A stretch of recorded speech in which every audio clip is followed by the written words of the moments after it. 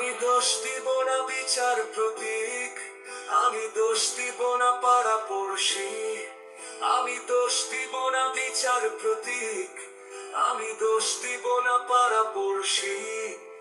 এই গ্রামের একটি মেয়ে তারে আমি ভালোবেসে আমার সরল মনে আঘাত করলো বুঝতে পারেনি।